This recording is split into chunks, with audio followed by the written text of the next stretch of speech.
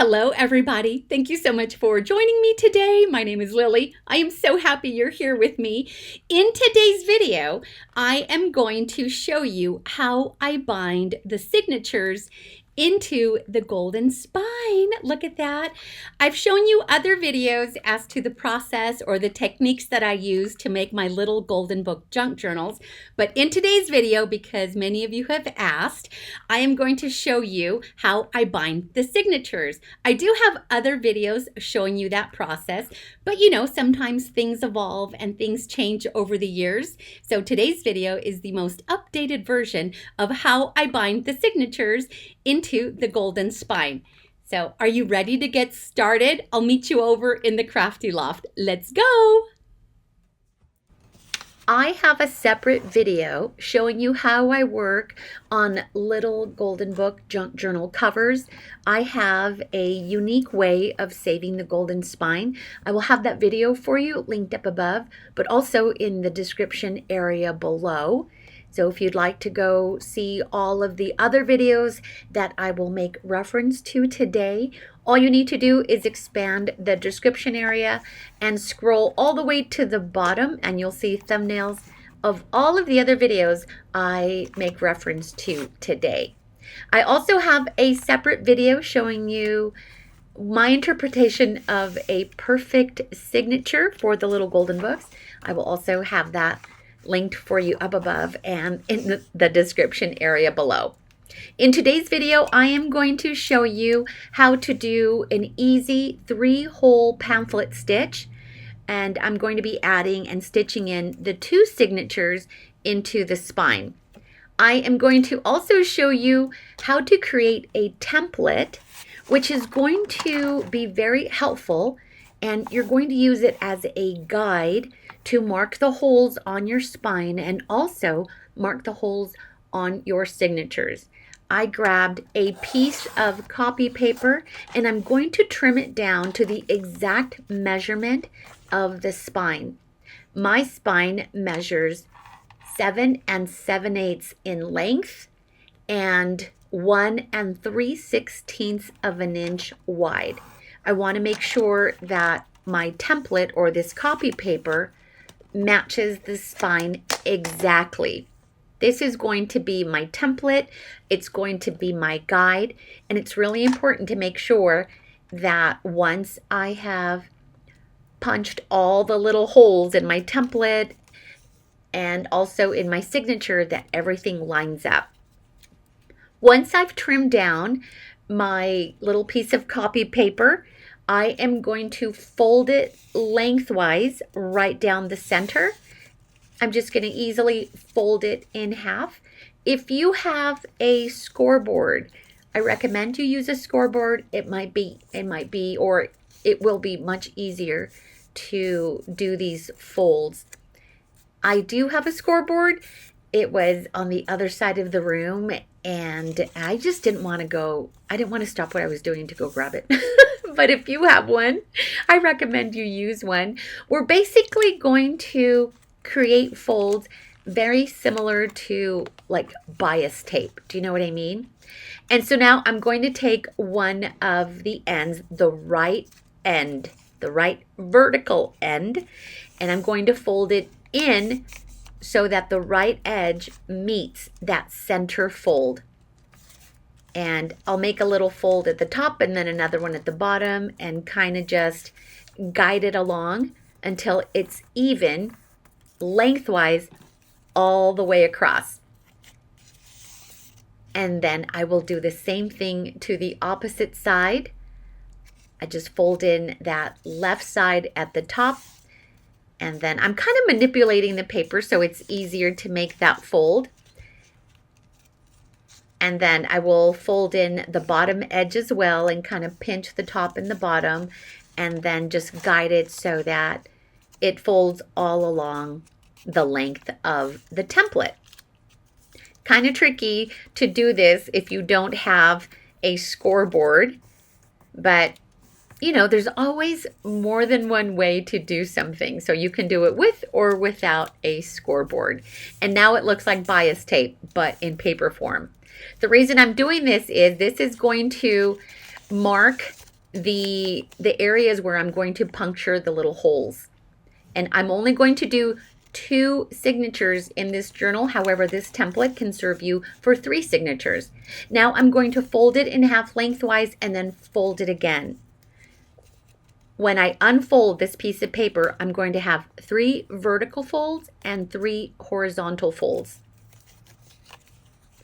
And you could see that if I wanted to, I could use this for 3 signatures, but I'm only going to do 2 signatures. I'm marking where I'm going to make the holes on the left-hand side and on the right-hand side. I am ignoring those cross marks or the fold marks down the middle. I'm only focusing on the fold marks where the horizontal and the vertical folds meet, and I'm just marking it with this pencil. And it's really important to make note of the top of your template and the bottom of your template. The other thing I recommend is jotting down the number of signatures that you plan on doing. I'm only doing 2 signatures, so I've just made a note of that. I'm also going to jot down the size of this template because it can come in handy for future binding. And this one is, again, 1 3/16 of an inch by 7 7/8 of an inch in length. And then I just double check to make sure that it is the exact size. It cannot be too wide, otherwise your signatures aren't going to, they're going to be too wide, and you just want to make sure that your template, see how I'm making sure I lift the covers to make sure that the template doesn't kind of interfere with the opening and the closing. It's just perfect, or as perfect as it can be.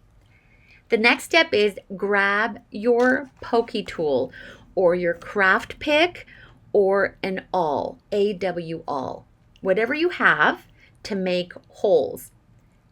And where I've marked those cross points, now again, I marked the cross points right where the horizontal and the vertical folds meet. The reason I marked it is so that you have a really good visual as to what I'm doing. Be really careful that you don't poke your fingers when you are perforating the spine. And then I jiggle it around a little bit because I want the hole to be somewhat wider than the needle I'm going to use. When I begin to sew the signature into the spine, I want to make certain that my needle is going to move smoothly through the hole. I don't want to struggle with the needle. I don't want to have to apply too much pressure to insert the needle through the hole. So I just jiggle my little pokey tool around just a little bit. And this will ensure that the little hole is going to be slightly wider than the size of my sewing needle.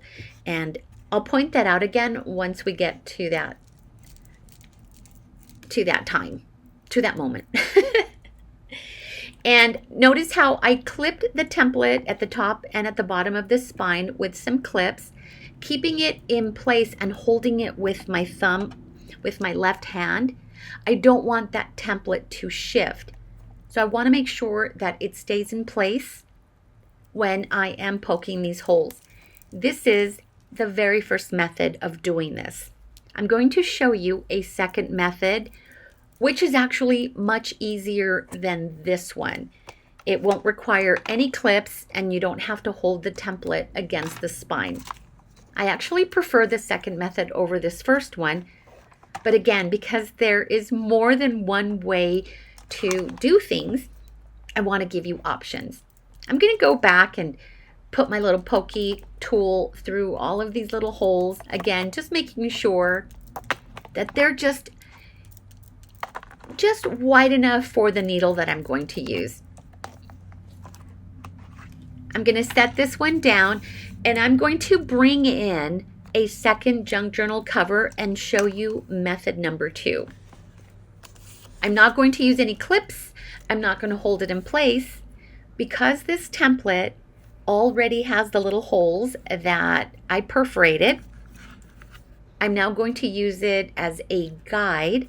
I'm going to grab a pen and I'm going to just mark where the little holes are going to be. It's also really important that you hold this template in place so that it doesn't shift. But if it does shift, you can make any corrections.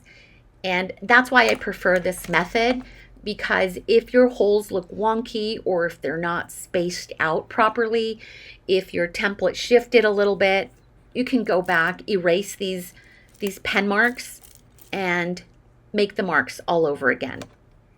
I keep flipping around to the outside of the journal cover. I want to make sure that, one, I'm not poking my fingers, and two, that it's going through correctly. And it doesn't take a lot of pressure to poke these holes. I do have an extra layer of chipboard right down the center, and in the video where I show you how to save the golden spine for a junk journal cover, I go through all of these steps, how I save the golden spine, how I reinforce it with an extra layer of chipboard, and then I also use a special 4-inch wide clear binding tape. So you can kind of see a little bit of shine right down the center, and that's because of that wide bookbinding tape that I used to protect the inside and the outside of the spine. And this is the method that I prefer, but you choose what works best for you. And now I'm going to grab the 2 signatures, and I've already selected all of my pages and they're all in order. Now the width of my signature pages are wider than the cover of my junk journal.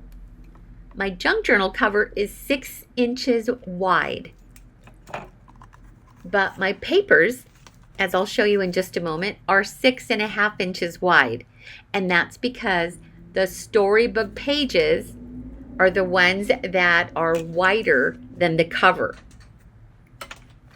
Because of the unique technique that I use to save the golden spine, the storybook pages end up wider than the cover. Go watch that other video. It's really cool.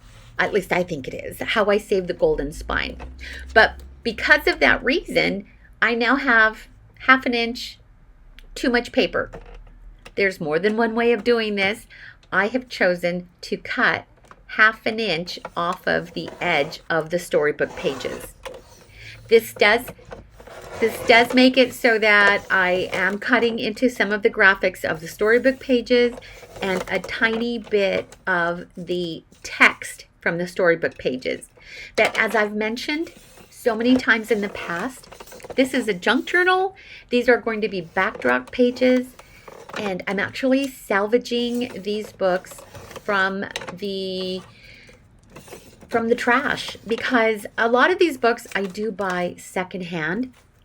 But believe it or not, if these tattered, damaged books don't sell in a certain amount of time, the thrift stores actually dispose of these books, okay? And so I'm giving these little golden books a second opportunity, a second life, and they are now going to be beautiful junk journals.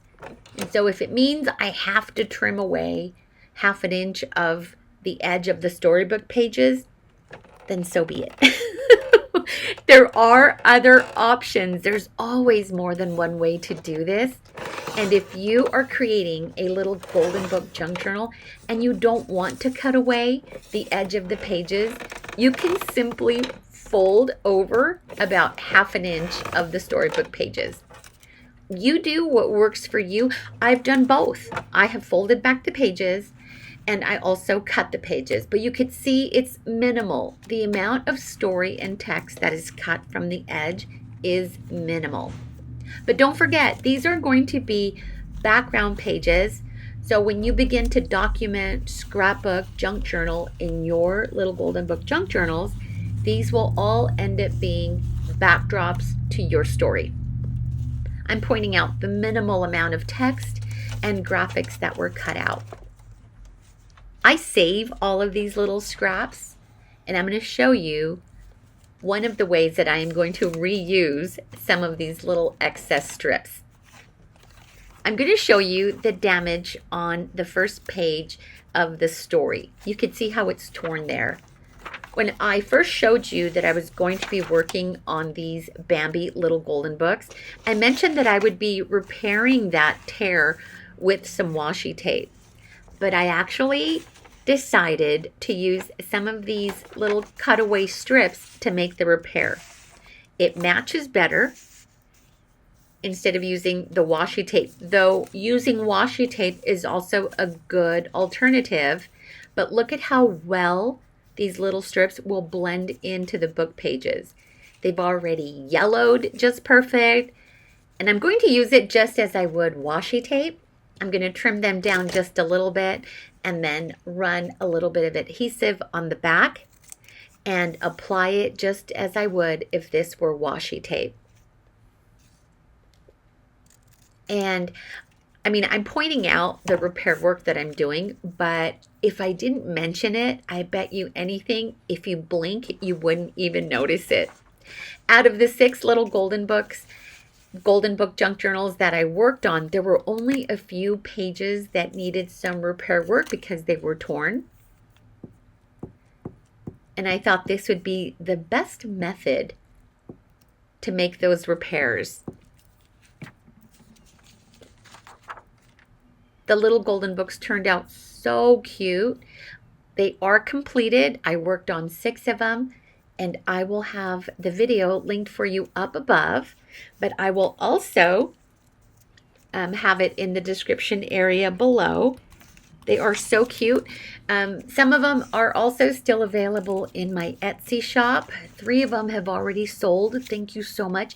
You have no idea how much I appreciate you supporting my small business and supporting my Etsy shop.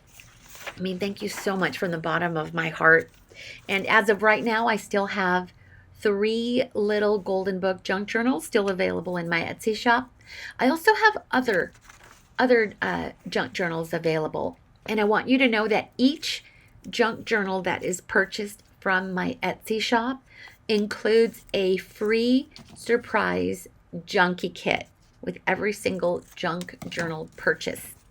If you have any questions about anything I have in my Etsy shop, or even, my process of binding signatures, please let me know in the description area below.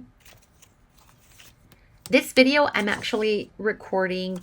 This is my 2nd attempt at doing a voiceover because I was just about done the first time around, and then my laptop just shut down and it didn't save my work. Oh my gosh. I'm just really glad that this video is only 38 minutes long, because most of my videos tend to be much longer, almost an hour. And having to do voiceovers takes, twice as long to edit and complete my videos. So the days that I don't have to do voiceover on my videos, oh my gosh, I look forward to those days. That's because it was really quiet in the house. There's no, background noise. And so I'm able to explain things as I'm recording, and I don't get to do many of those videos. So most of them do require voiceover work. And so losing that voiceover, that audio, oh my gosh, I'm like, all of that work? But I remembered everything that I said, so I'm just saying it again for the 2nd time. I enjoy making my videos, but I do want you to know they are time consuming. But that's okay. It is part of my jam. It's part of what I enjoy doing, and I don't mind. Should I make my videos much shorter because of the extra work required for voiceover? No. I still like doing long videos. And you know what's funny is I've tried doing shorter videos, and when I do the voiceover, I feel that I'm rushing as I'm speaking and I'm not saying everything I need to say. So I'll just stick to my longer videos. And also thank you for those of you that actually request longer videos. Thank you. I appreciate that. And I will tell you that I prefer watching longer videos. Let me tell you why. When I'm crafting, I will be watching videos, and I want to make sure, and I go and search for long videos when I'm crafting, because I don't want to have to be changing my videos every 10 minutes. Do you know what I mean? I mean, I can always create a playlist like on my watch later playlist and have one just automatically play one right after the other. But in all honesty, I go looking for videos that are over 30 minutes, preferably 1 hour, so that it's like I'm crafting along with whoever it is that I'm watching, and I don't have to worry about changing my video, and we get to craft together. So that is my personal opinion on how I feel about long videos. I prefer them over short videos. I watch all the videos, but I just like to watch the longer ones. Okay, now that I've made my repair work, I am now going to use some clips to hold all of my pages in place. I do this because I don't want my pages shifting for this next step. I am going to use that same template I used to make the holes on the spine. I will be using to make the holes in the center of my signature. Okay, and I'm going to show you how. I have this little jewelry box where I keep all of my needles, and here is my template. For signature number 1, I'm going to use the holes on the left-hand side marked under signature number 1. And for signature number 2, I'm going to use the holes marked under signature number 2. That's why I write the things down, because I need a visual. I don't want to make these mistakes. So now I position my template right at the fold line where the holes for signature number 1 is, and it's kind of tricky to see, but I'm just folding it right down the center of the signature, making sure that it's even at the top and at the bottom. And now I'm going to hold it in place with my clip. I will make some adjustments, making sure that it is perfectly in position. And once I check it and hold it all together with my clip at the top and at the bottom, the clips are just there to hold the template in place. And I go back and forth, and I do make adjustments. I just want to make sure that my template is right where it needs to be. And I push it up against that inside and then hold it with my clip. And I'll check at the bottom, push it up against the inside, and then hold it firmly with my clip. The next step is I'm going to grab my pokey tool, and I'm going to make 3 holes starting with the center. And you want to make sure that that doesn't shift and you don't poke your hand when that pokey tool is coming through on the other end.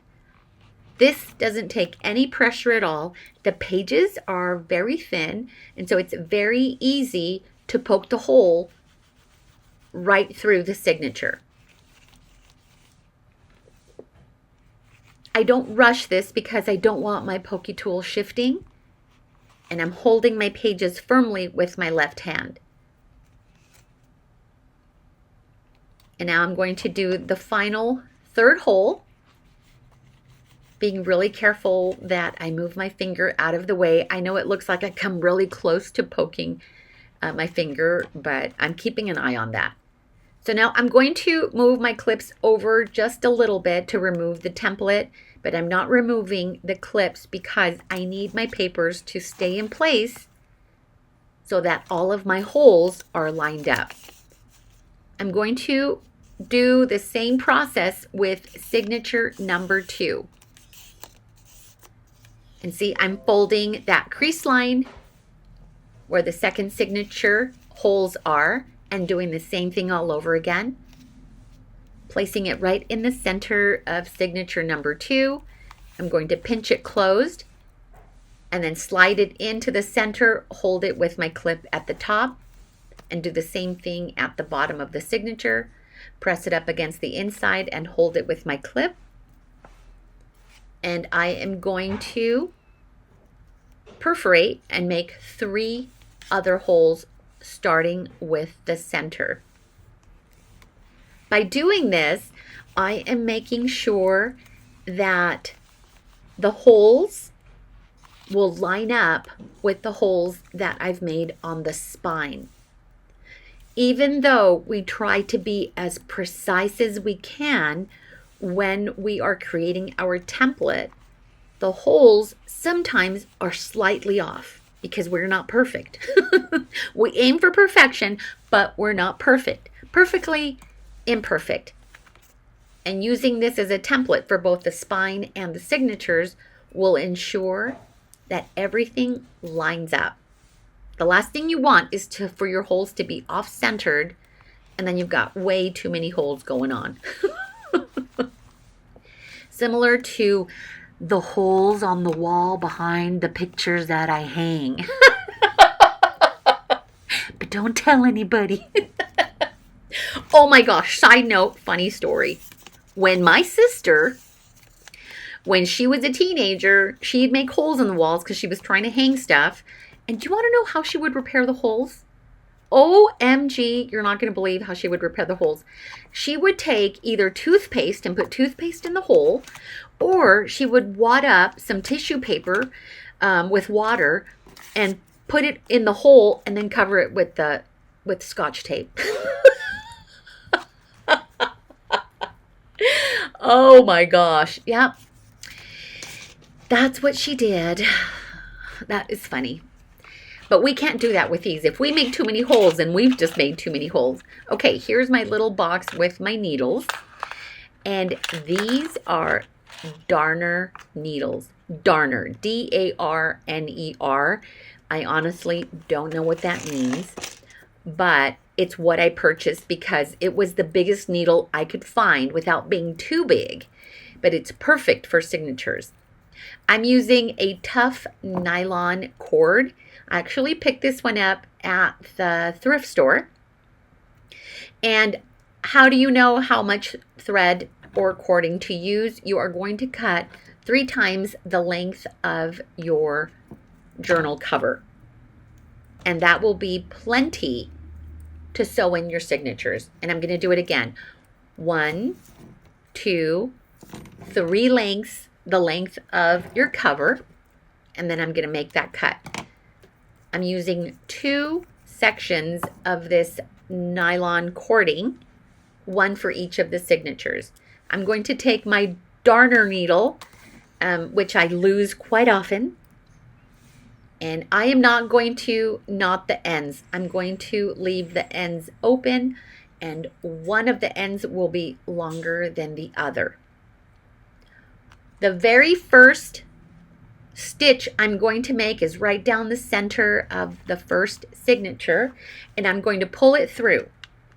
But I'm going to leave, and I'm going to match it with the middle hole of the first set of signature holes.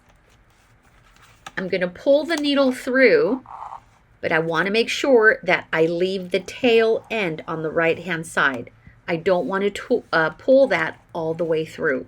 That needs to be there at the end so that I can tie the knot once the signature has been stitched in. I'm now going to take the needle and thread it through the bottom hole of the first set of signature holes and then thread it through the bottom hole of the first signature, just like this. This is tricky. I want to make sure it goes all the way through the center of the pages. It missed that center page, but it's okay. I'm going to carefully thread it through, and that happens. It's kind of hard sometimes to get it just right, but I'm just going to thread it through, help it along. And now it comes out the center. And then I'm going to thread it through the top, all the way through the signature, and then at the very top of the hole on the spine, thread it through. Every time that I do this, I keep an eye on that tail on the right hand side, making sure I'm not pulling it through.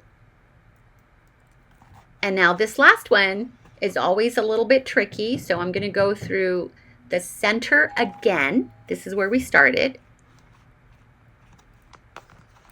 Pull my needle through, and now I'm going to thread it through the signature. This part can be tricky, but I've learned that by holding up the pages just like this,